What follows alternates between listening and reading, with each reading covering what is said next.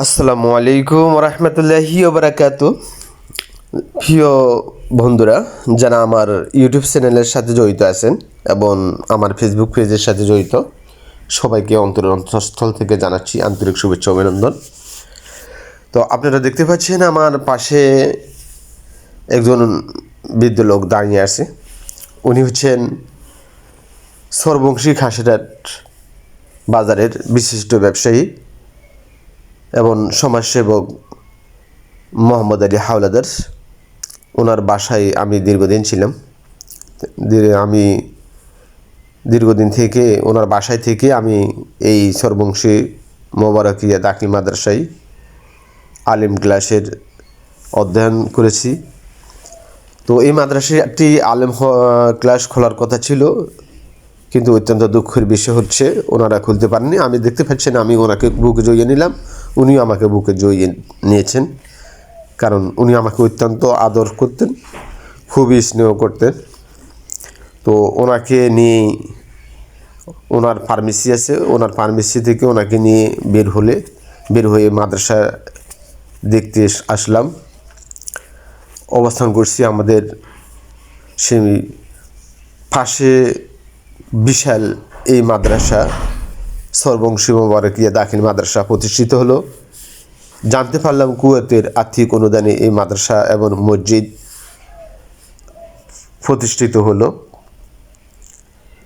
প্রিয় দর্শক বন্ধুরা, দেখতে পাচ্ছেন অত্যন্ত সুন্দর একটি মসজিদ, যা আগে এখানে ছিল না।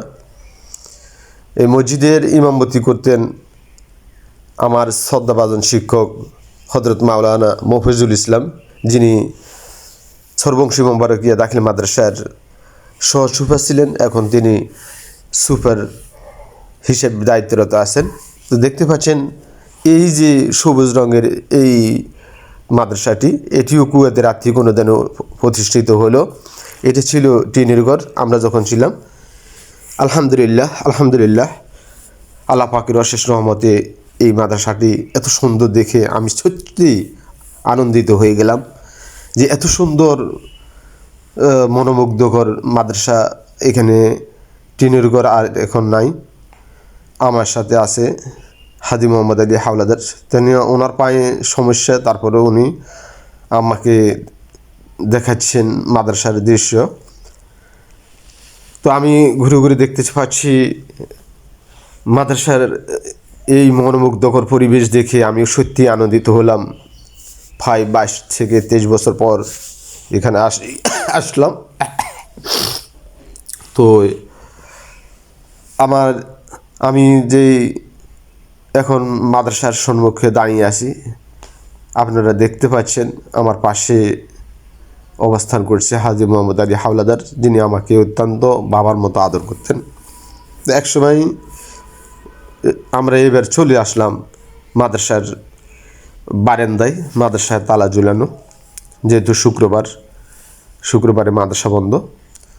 তা হাজি মোহাম্মদ আলী হাওলাদার আমার অনেক কথা জানতে চেয়েছেন, আমি ওনার অনেক কথা জেনেছি।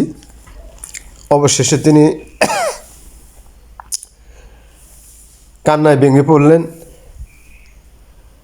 এবং আমিও কান্নায় ভেঙে পড়লাম, কারণ ওনার পায়ে ব্যথা আছে, উনি শারীরিকভাবে একটু অসুস্থ। তো আপনাদের সকলের কাছে ওনার জন্য আমি দোয়া চাই। আল্লাহ পাক যেন ওনাকে সুস্থতার সাথে নেক হায়াত দান করে। আমার জন্য দোয়া করবেন।